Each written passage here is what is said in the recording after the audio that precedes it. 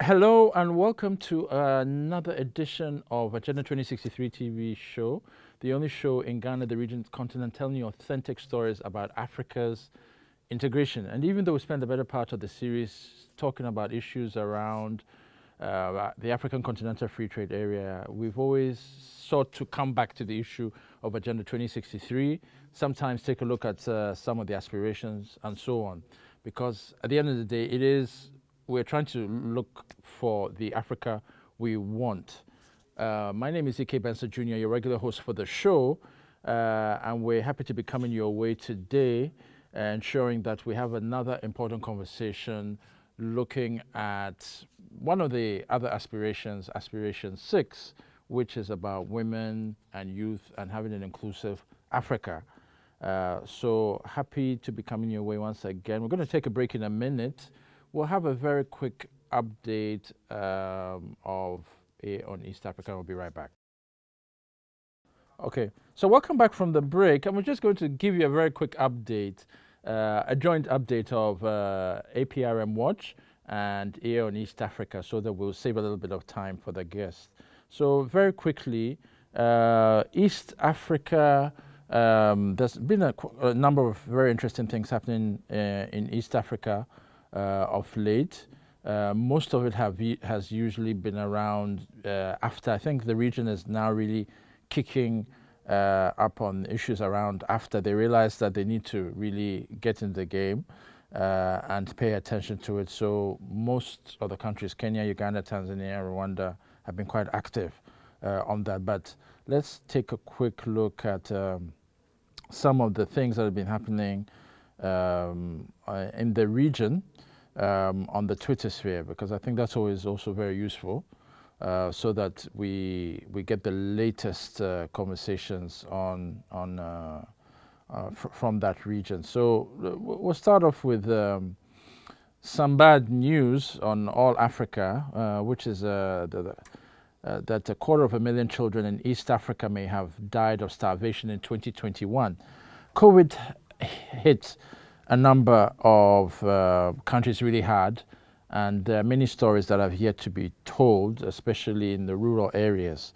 So I think it's only now, as the world is opening up, that we're going to be getting quite a number of stories on how COVID has really hit rural communities across many of the countries on the continent.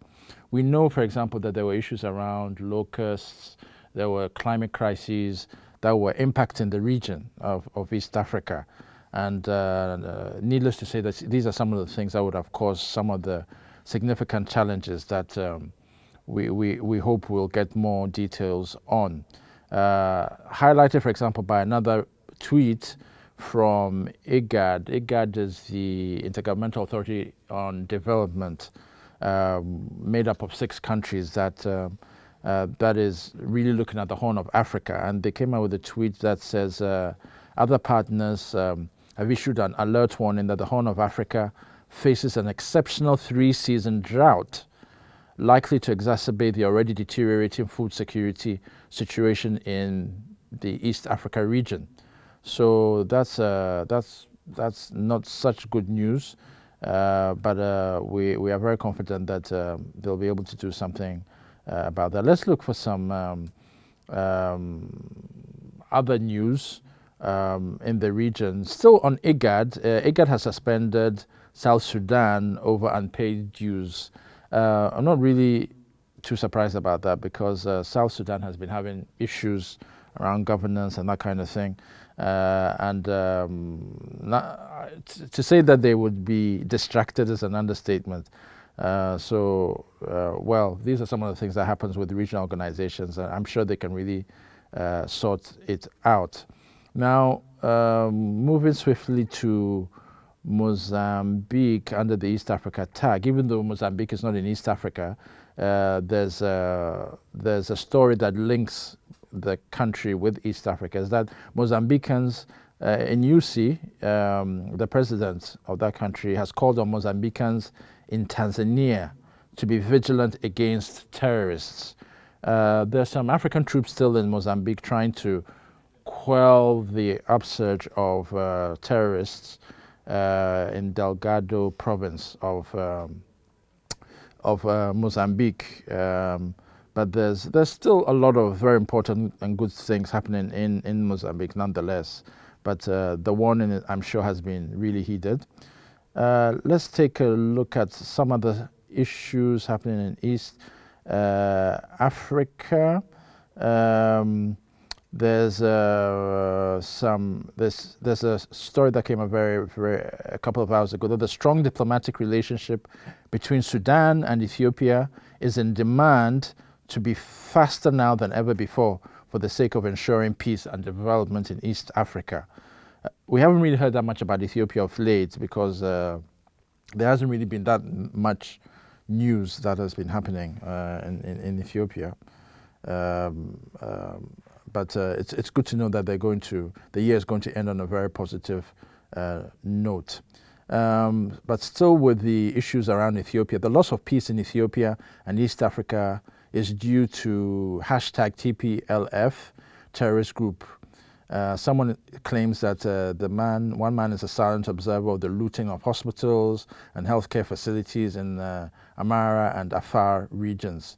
So he's not a person who fits the criteria set by the WHO, and so they're saying that they should reform the WHO, they should reform the UN. Some of these posts will always happen when you're in a top position like the WHO. The WHO boss is Ethiopian, and obviously someone is targeting him on some of these things. Let's look for some more interesting stories. Still with Ethiopia, someone is tweeting, is Twitter racism or Twitter terrorism silencing innocent voices of Ethiopian, Eritrean, Somalian, East Africa, and some more stories as well. And then there's another one from AI USA East Africa, which says, to date, less than 8% of people in Africa have been fully vaccinated against COVID-19. East Africa, the Horn and Great Lakes region, includes some countries with the lowest vaccination rates in the world. There was a story a few days ago indicating that the Supreme Court in Kenya had turned down the idea of mandatory vaccinations for ordinary citizens seeking to access public services. So the Supreme Court felt that it was crazy, really, that in order to access public services, if you are not vaccinated, you could not do so. And I think that story has been going around in Ghana because it's setting a precedent for the conversations that have been going around about mandatory vaccination for Ghanaians who want to travel outside and who are coming in, whether mandatory vaccinations are the thing. That's a whole different ball game, but I think the Kenya story really set the precedent to encourage others that, if the Supreme Court in Kenya can turn down this request, maybe we'll be lucky with the Supreme Court in Ghana turning down mandatory vaccinations for those who need to fly out and fly in. Nonetheless, let's end with some two last stories on East Africa, where we're talking about entrepreneurship, solar energy. Someone had posted something that they are happy to share some stories on solar energy in East Africa, and then Rwanda and the challenges that entrepreneurs face every day are now being dealt with, the main one being access to finance. Then they put a hashtag climate change, hashtag gender balance. That really chimes into the conversation that we'll be having today with our guests about women, entrepreneurship, access to finance, and a whole different thing. So let's just end on East Africa and then take a quick break, go to APRM, watch, and then get to our guests. So we're going to take a quick break. We'll be right back. Welcome back from the break, and for the APRM watch, let's just say, in the interest of time, there's going to be a very important meeting happening from 19th to 21st in Durban, South Africa, where the Africa Peer Review Mechanism will sit with the Peace and Security Council for 3 days to look at what they need to do to identify commonalities around early warning, conflict prevention, peace and security issues. As you would have heard from this show on APRM Watch, the APRM is known for good governance. There's a lot of conversations I've heard about the APRM having the exclusive mandate on helping member states appreciate what good governance is about. But the APRM's mandate was expanded in 2017. So in fulfillment of the expansion of that mandate, it was decided that the Peace and Security Council felt that, well, APRM therefore needed to sit down with them and say, look, we have the mandate on peace and security, identifying where conflicts are taking place, sending observer missions there, sometimes long-term observer missions, sometimes short-term observer missions to observe, elections and so on. But you as APRM, with a methodology of self-assessment, looking specifically at parameters that help promote good governance, what can you bring to the table? So this is really why this retreat is going to be held from 19th to 21st, for them to say that, okay, APRM, you have strengths on good governance. You now want to come into peace and security, not because you are trying to take over the work that we do, but because it is also part of ensuring that there's a more coherent conversation on peace and security on the continent. Good governance is a major part of ensuring that there's peace and security. You cannot just talk about peace and security and forget the conversation on good governance. So when these two entities are coming together, the retreat in Durban in a couple of days, is really to say that we believe that it's time for a really concerted conversation on peace, democracy, good governance, and in a way that will inure to the benefit of ordinary citizens. So what are some of the things that they're going to be talking about? There's talk of APRM fund on good governance. We're not quite sure what that means, so we'll probably have some feedback by 2022 on what that will really mean, whether it's a pot of money for member states that are going through challenges on good governance. So maybe APRM and Peace and Security Council will be able to give them some kind of money to help them sort out challenges on the good government. We're not quite sure what that will mean, but it's definitely something to watch out for. The other conversations that they're also going to talk about are the 20th anniversary of APRM, which will be in 2023. By 2023, the 41 countries that have acceded to the APRM need to be 55. We now have 14 member states that have yet to accede to the APRM. And therefore, on the 20th anniversary, we are very confident that those 14 countries would have come to 55. And we also know that there are challenges around certain regions on the continent. In West Africa seems to be the region that does democracy, good governance very well under ECOWAS. Some regions have the challenge of not doing that well. So when you look at regions like Central Africa, you realize that Gabon, Chad, all these countries are going through some political challenges. And so APRM decided in its wisdom that it would sign an MOU a couple of months ago with the Economic Community for Central Africa States, which is the equivalent of ECOWAS in Central Africa.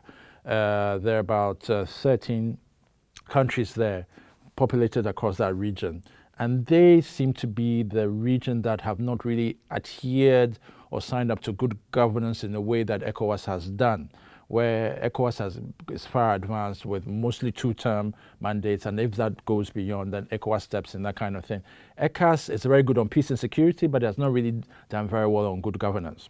So the MOU between APRM and ECAS is an opportunity to also help strengthen good governance in the region in a way that has not been done before. We understand that APRM will sign an MOU with other regional groupings as well, but it started with ECAS, and we hope that by the end of the retreat, we'll be able to get some more information on how that will inure to the benefit of ordinary citizens in Central Africa, who have been calling for people like Biya and Cameroon to step down, who have been calling for, Gabon to, make sure that it's a lot more democratic than it is, and so on and so forth. All the Central African countries, they need to shape up. The continent is moving on. Next year, the African Union is going to turn 20. The African Union as the union that moved from OAU to AU is going to turn 20 years old. Africa needs to have different conversations that are positive and constructive. And we believe that APRM is going to be a central part of that going forward. So it is with that we close APRM Watch and then move over to take a quick break and then have the conversation with a very important guest, Mrs. Audrey Biney. So we're going to take a break in a minute. We'll be right back. All right, so welcome back from the break, and welcome once again, Audrey Biney. Last time you were here, you were talking to us with, I believe it was Charlene, about volunteerism. Yes, and you were trying to shed the image that you are not a member of the youth. So you decided that you'd bring your daughter this time to remind us that you are not a member of the youth. But nonetheless, thank you. Thank you for, you are both welcome. Thank you. And, but of course, we're going to have the conversation with you today. And it's on Agenda 2063, Women on Entrepreneurship. This conversation is important because I think 2 weeks ago you were in Kenya for a meeting. I'm going to assume I have no idea about that meeting, so I'm going to ask you what that meeting was about, really. You were invited to some meeting. What was it about? Who were the organizers? And why is it important at this time of after? Sure. Yeah, thank you. Okay, thank you. Thanks, Emmanuel. So I was invited by the All African Conference of Churches. It's an organization, it's a fellowship of over 200 million African Christians in over 200 national churches and regional Christian councils in 43 African countries. So they're pretty huge. And they have a strategic focus on promoting entrepreneurship in Africa. Of course, women play a huge part when it comes to entrepreneurship in Africa. So they're building on the aspirations of Agenda 2063 and the Sustainable Development Goals, especially when it comes to gender equality and women's rights. So one of their key programs for the year was to do with women and entrepreneurship. Of course, important to that is African Continental Free Trade Area, AfTA, as we call it, and what benefits this has to women. So the main aim of the program, it was an exchange program. There were women entrepreneurs from, I think it was 27 different countries in Africa, came together in Nairobi. Nairobi is where the head office of AACC, that's what the organization is called, All African Conference of Churches, AACC. So the main head office is in Nairobi. So all of these women gathered in Nairobi for an exchange. And the main aim of the exchange really is to create a forum for these women entrepreneurs to encourage each other, to learn a bit more about AfTA as well and what the benefits will be for women. And also recognizing that women generally are marginalized when it comes to leadership and decision-making processes. So this will limit their potential to have involvement in policy when it comes to driving economy in a continent where women are concerned. So part of the aim of this program also was for them to have a voice. So we went through a process where we had policy recommendations, and that's something that was a takeaway that we will be building on from the program. So the main aim of the program really was to get the women entrepreneurs together, showcase what they've done, learn from each other, learn something new, have input into policy recommendations, and just really empower women. That was the general aim of it. And which in the presentations and the couple of days that you were there, did any country strike you as doing very well? Because I'm sure you have an idea of what's happening with Ghana. The SME environment could be a lot better than it is. But did you get any positive experiences from some of the other countries that were there? Did they give some good stories, or it was all just the same kind of story? There were some good stories. To be honest with you, we had about 8 or 9 showcasing of businesses at the event. So these women came along and told us what they were doing.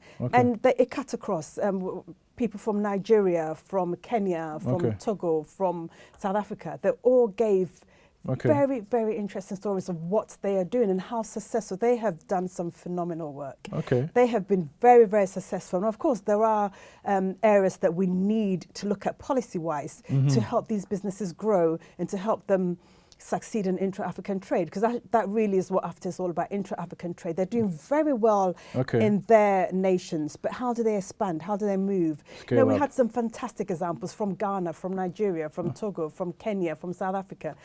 Some of those stories really were quite unbelievable, but there is room for expansion and there is room for policy, for the protocol of women in trade, that there's really is the need now more than ever to have that going so that these women can excel past the borders of their own nations and move intra-African. How is the story on access to finance like? Because that generally has been the biggest challenge for women.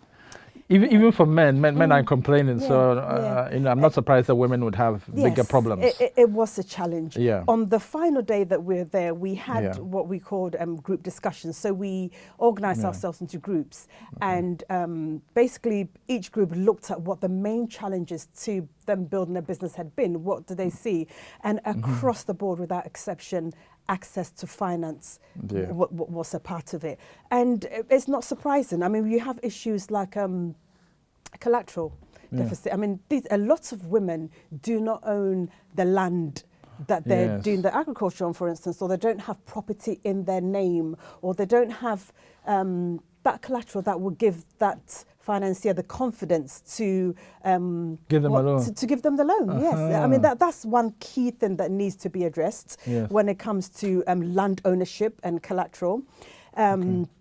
Also, of course, I mean this affects everyone, not just women, but high interest rates. Obviously, that is going to be an issue, especially when you think about the fact that a lot of women are in the informal sector, and you know, because they are not formalized and because they haven't been through maybe the correct processes, it's difficult for them to access finance when you haven't registered your business, for instance. I'm not saying these women fitted into this category, because interestingly, most of these women had gone through the proper process of registering their business and doing the right things. But nonetheless, there were issues such as, for instance, even when you want to access that loan, the hurdles, bribery and corruption that goes on within the financial institutes, probably something we don't talk about too much, but it does go on. You know, what favor do I have to do in order to get that loan that I know that really I'm entitled to, because maybe this loan is a loan for women, for instance. So there were many challenges, even processing. The processing fees are usually quite high, and you find that same processing fees coming out of that loan, which in itself is tight. You know, so you have issues like that which squeeze their margins, especially when your business is not so large. It really does have an impact. And even the processing, the length of time it takes to process those loans as well. So there were a number of challenges. Even one issue that came back is perhaps the government can look at giving them a grace period when it comes to paying back that loans. Because if you're given a loan and within the first month you're expected to start paying back that loan before you've even started doing that business, you're going to have a challenge. Yes. So, and this maybe isn't, I mean, it isn't just women, but because of the nature of businesses that these women are doing, and the fact that a lot of them are in the informal sector, and because the margins are so tight, perhaps something can be looked at in terms of giving them a grace period of maybe 3 to 6 months before they start paying back the loan. Give them an opportunity to get on their feet. And if we're trying to encourage women entrepreneurs, then we need to make those barriers as low as possible to make it easier for them to do their businesses and make a profit and expand. So when it comes to finance, there are many issues, even financial literacy. Ensuring they actually understand the whole processes. So there's a knowledge gap there as well. And there was an organisation there talking about a fund that was out there for women, but that fund was mainly for groups as opposed to individuals. And the individuals running their business want to be able to access the loans as well, rather than going in. I guess there's a security in going in as a group for a loan rather than individuals going in for that loan. So I think these are things that really need to be addressed if we want women entrepreneurs to excel and do well in their businesses. Finance definitely is a big issue that needs looking at. And how critical is this conversation of access to finance for, let's say, the women's protocol of AFTA? Because I understand that some of the outputs from that meeting in Nairobi are going to be submitted to. Absolutely, yes. How critical was that? Very critical. I mean, we have put together a list of all the policy recommendations. Finance wasn't the only area. There were several other areas as well, which, if time permits, we can look at some of those. But there was quite a few areas. And I think these all need to be... So our intention is to go to the Secretariat, is to find those who, or to speak to those who are involved in that protocol, which is, I know that's is it in a phase 3? We're currently in phase 1 of negotiations, but I think it's somewhere along the line of phase 2. But it really needs to move up in its importance, because it is very, very important to make things easier for them to trade. So yes, we will go forward with these recommendations so that when it comes to the negotiation stage, because we know that a lot of women are not involved at the decision-making table, and that's something that we want to change. But at least with this, there will be a voice there. Yes. You know, these are the recommendations. These are the areas that women are struggling when it comes to doing their businesses, and these are the areas that we want addressed when it comes to that protocol for women in trade. So what are some of the important takeaways from that meeting, that AACC, for example? Because someone may say that AACC is All Africa Conference on Churches. What gives All African Conference on Churches? I know that you're not a spokesperson for them, but you are at the meeting. It is their meeting, so you have a flavor of the meeting. What gives them the audacity to feel that they can bring together, you know, entrepreneurs to have a forum and which they could submit outputs to? Absolutely. Why not? Why not? There are 200 million African Christians that the AACC are targeting. And from that, more than 50% of them are women. The women are in the church. I'm sure you're in the church. I'm in the church. These women are in the church, and they have a voice. And so it is a strategic focus for AACC to ensure that their women are excelling, the women are doing well. And I think they have a responsibility to those women. And it's not just, and that voice, I think, would reach further than just the women or those within that organization.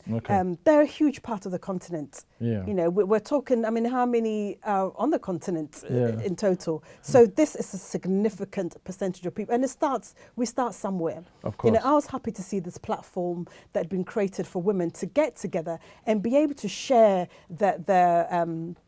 you know, their experiences. And their experiences were so rich. I mean, I learned a lot from listening to these different women, you know. And when they go back, these are the CEOs of those businesses. It trickles down. They are going back to, they have employees. You know, so it goes past these women entrepreneurs. It goes a lot further, because some are employing 200 employees. You know, these are these are CEOs of organizations. So it trickles down. So I think their voice is very, very important. And we need more organizations doing what they're doing, creating that platform where women can come and learn. A lot of them didn't know much about AFTA at all. You know, and AFTA has been operational since, you know, January the 1st. But how much knowledge is there out there? You know, who knows, for instance, about the African Trade Observatory, where they can go to and get information about where do I get my inputs from? You know, proper qualitative and quantitative data. Who knows that exists? And even if they did, how do they access it? You know, so there are so many different. You know, and I could go on and on.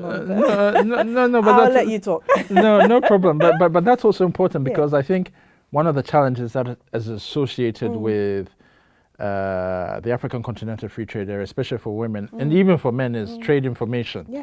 That the information flow is not always so great. And dissemination, because some are intimidated by the fact that there's this new market called AFTA, and that it's a private sector thing. They're not quite sure whether it's an AU thing, whether it's a private sector thing. So it's very nebulous. And so you need people like these SME CEOs who can come from these meetings and say, look, it's not that complicated. It will help us scale. our businesses, Yes. and we also need to get our act together on how we can access finance and so on and so forth. So trade information certainly is an important thing, and to be fair, I think the AFTA Secretariat in Accra has been working on that as well, trying to use websites associated with AFTA to remind people, but I think there's still a lot more work that needs to be done. Yes. And also within the associations, I think one thing that your network, for example, has been talking about is reaching out to larger constituencies. Yes. Because the more you reach out to them, the more you're able to also begin disseminating information, which they can also in turn bring to the table to say that, look, these are some of the challenges that we're going through, so how can we all come together? So I think AFTA is reminding us that, unity is strength. But there's certainly a long way to go. So it's very interesting to hear that there were other recommendations that you had. Can you kindly unpack some of them for us? Okay, I mean, some of the other, information definitely, like we've touched on that already, lack of information, just ensuring even women in the rural areas, how do you make sure they get the information? And even when there is information, is it in the correct language? Is it in the language that everyone can understand? Is it in a format that everyone can understand? I'm going to have to interrupt you. We're going to take a quick break. We'll be right back. Sure. All right, so welcome back from the break. So we are still here, Agenda 2063 TV show with Audrey Biney, Acting Executive Director of Women of Africa Network. So she's here to unpack the meeting that she attended in Nairobi 2 weeks ago, a forum of women entrepreneurs that met together to look at ways in which, the life can be made a lot easier for women. But some of the outputs will also be taken and submitted to the AFTA Secretariat so that they can use that information and that data as they prepare for the women's protocol in the next couple of months. So, Audrey, just to get back to you, thank you once again. You're talking about some of the outputs, some of the policy recommendations that were coming out. So please go ahead. Okay, so I was talking about information, just making sure that information is out there. Yes. Even when we talk about informal cross-border traders, yes, do those traders understand, for instance, the rules of origin? Do they understand what products are going to be liberalized? Do they understand what the processes are? Do they understand the importance of formalizing their businesses? Because if you don't have a business that's registered, if you haven't gone through the correct processes, it's very easy to get left out of even information dissemination, for instance, or access to finance and different things.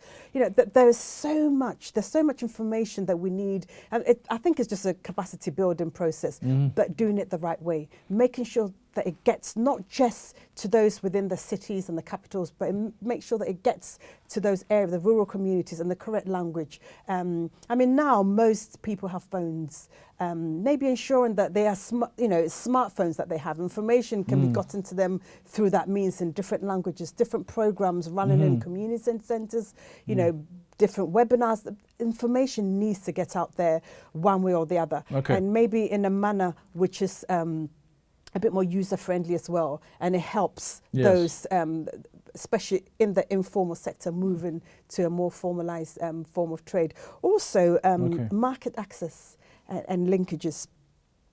Again, there's limited access for those small and medium enterprises. Even knowledge of who's doing what's where. I spoke about the African Trade Observatory, for instance. Perhaps I have a business here and I want inputs. I want to expand. I want value addition. Maybe my inputs are in Kenya.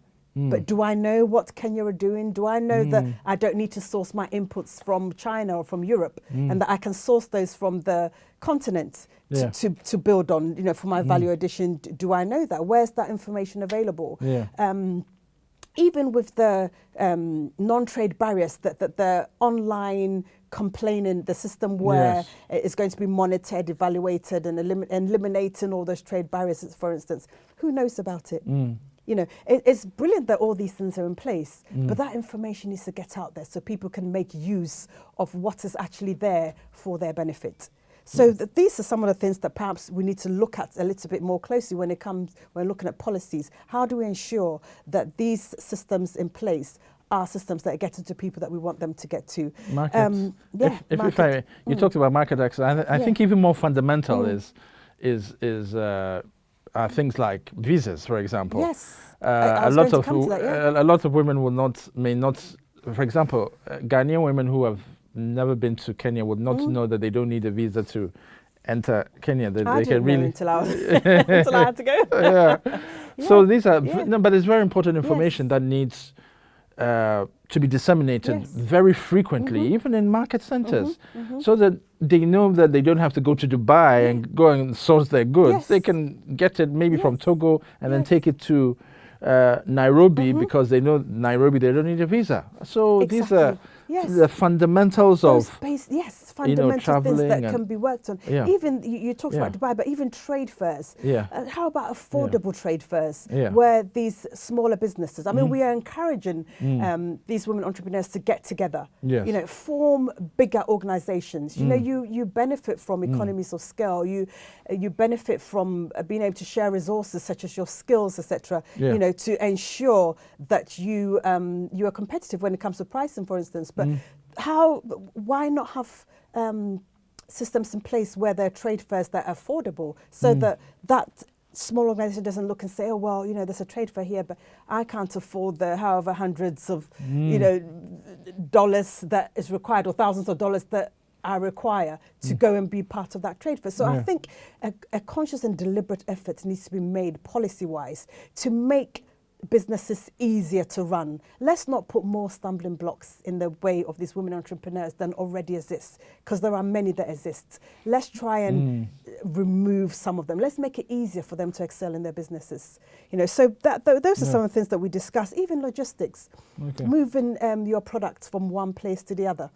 Yeah. Even getting your product to the border is often an issue. Even getting them to the border, you have bad roads, you have situations where you don't even have somewhere to store that product when it gets to the border. Maybe it's a perishable item, you know, and it needs to be stored in a cold chain or something. How do we ensure that all these systems are in place so that, you know, you're not being worked against to actually succeed? And even moving, I mean, I came across a very bright young lady in Nigeria who has set up a huge farm. Okay.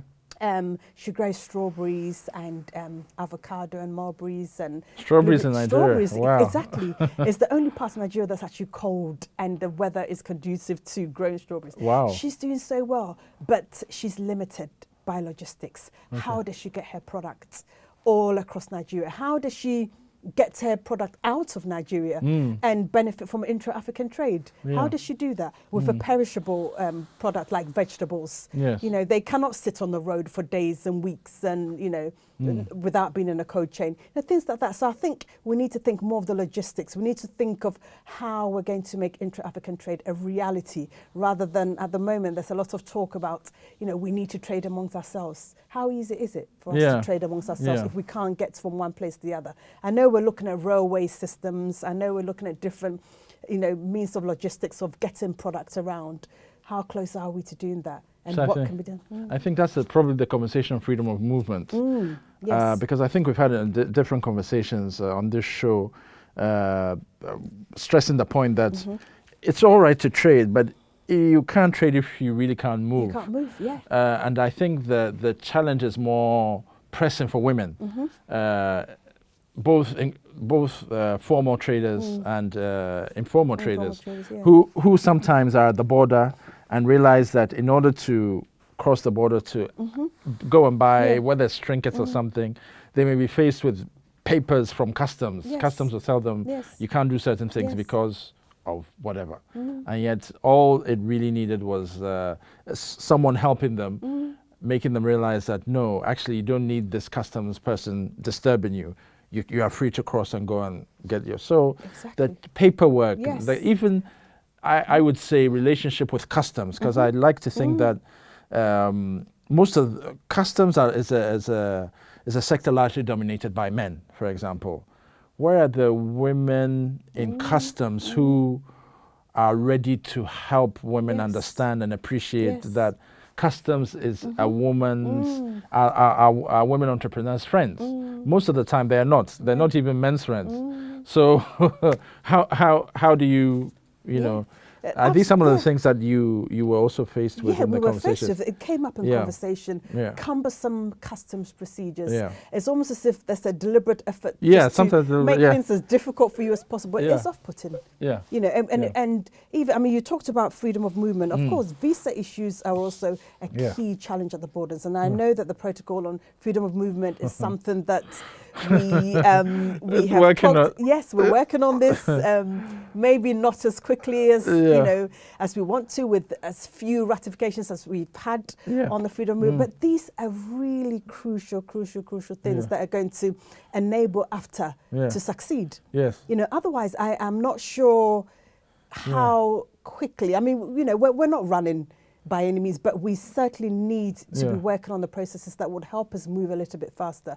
And yes, custom procedures are really key. Even meeting the standards, you know, ensuring that your products have met the standards that would allow them to, even when we talk about rules of origin and you know, certificates of origin, how many people really understand the process, what that's about? You know, but the information is out there, and the agencies to help are out there, but people don't know where to go, what to do, because there is help out there.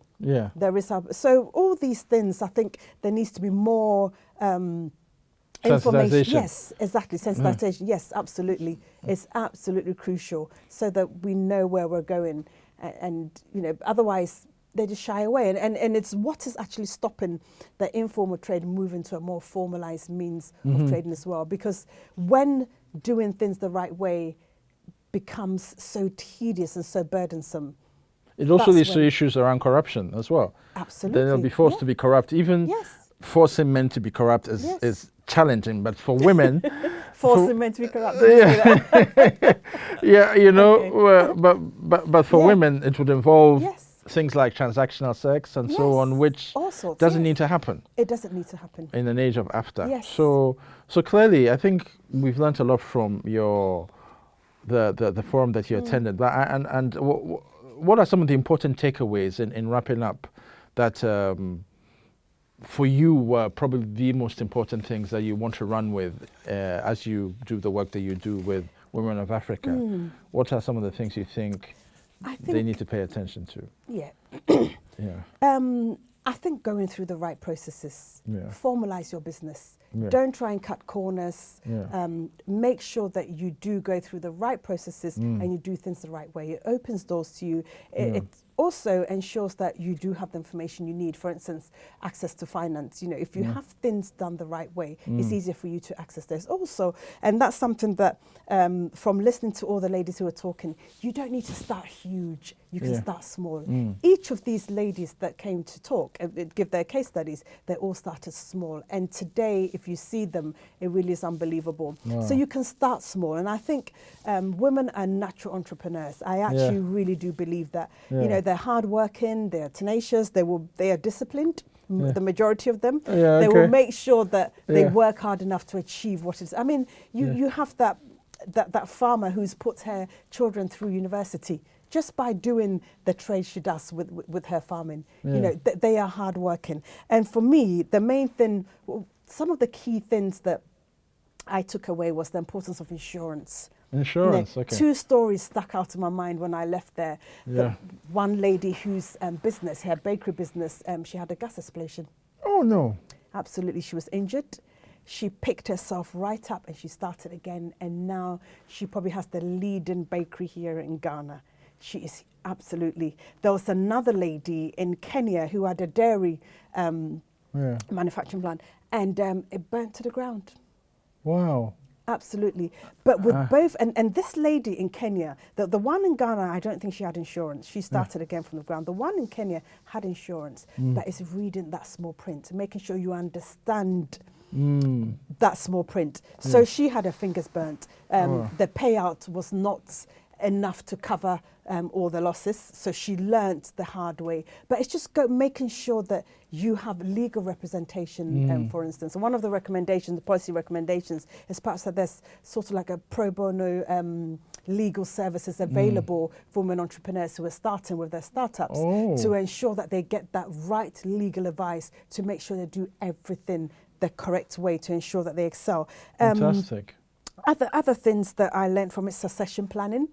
I noticed that each and every one of them had thought past themselves. And one thing which was interesting, and I was saying this before, is the age range of women entrepreneurs who were there, right from mid-20s to early 60s were all there. Very, very successful in what they were doing. But it's that thing of succession planning. Have you thought of what happens when you were, you're no longer there? You're no longer there.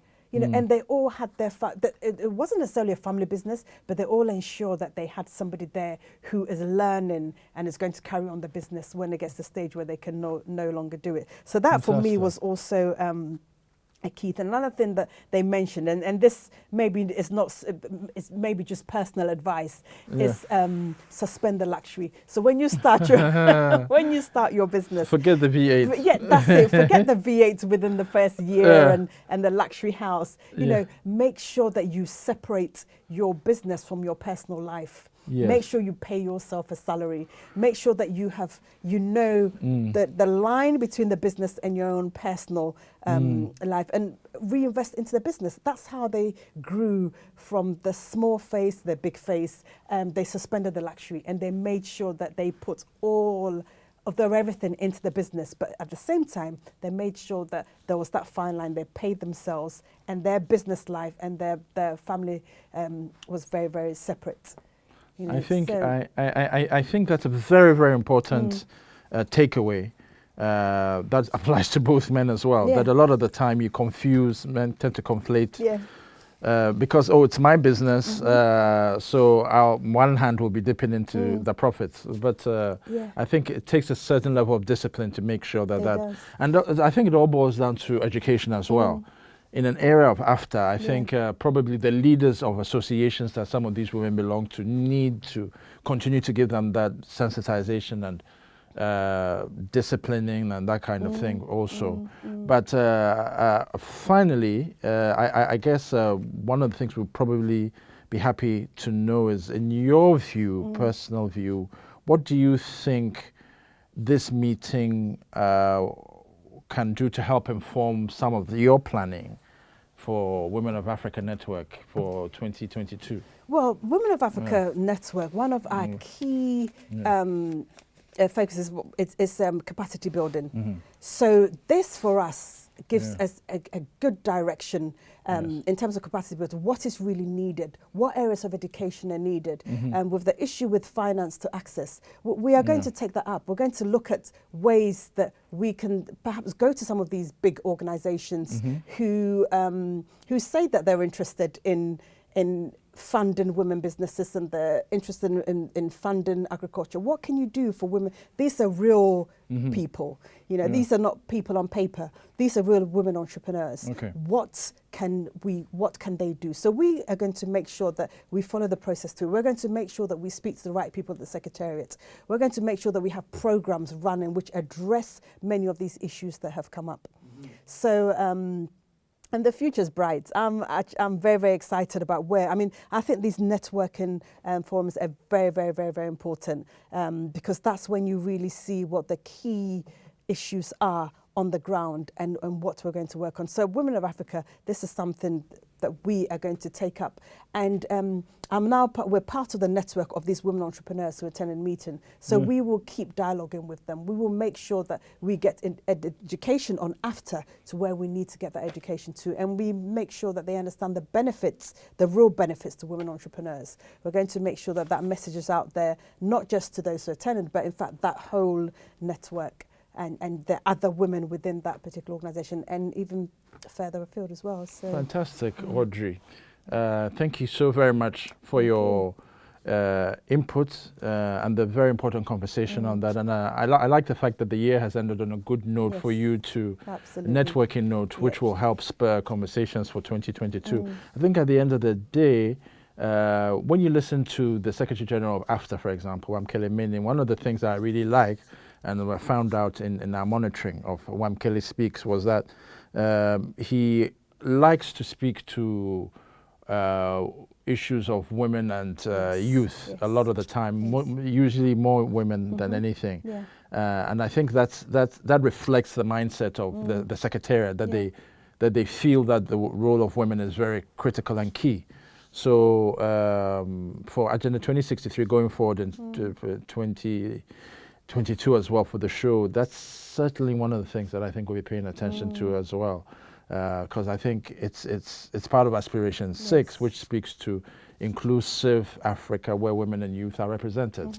And we cannot forget that. We need to really drum home the point of Aspiration 6 and Agenda 2063. Even though some people say that 2063 is too far away, actually, anytime we blink and we enter a new year, before we know it, 5 years have passed.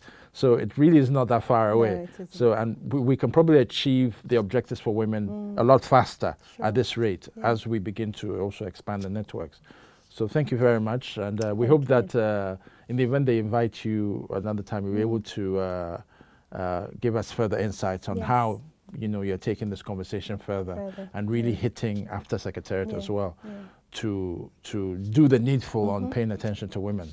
So thank you very much for that, Audrey. And on this note, I just want to say thank you for all those who have taken time out of their busy schedules to listen to us, follow us online, watch our videos over the past 12 months.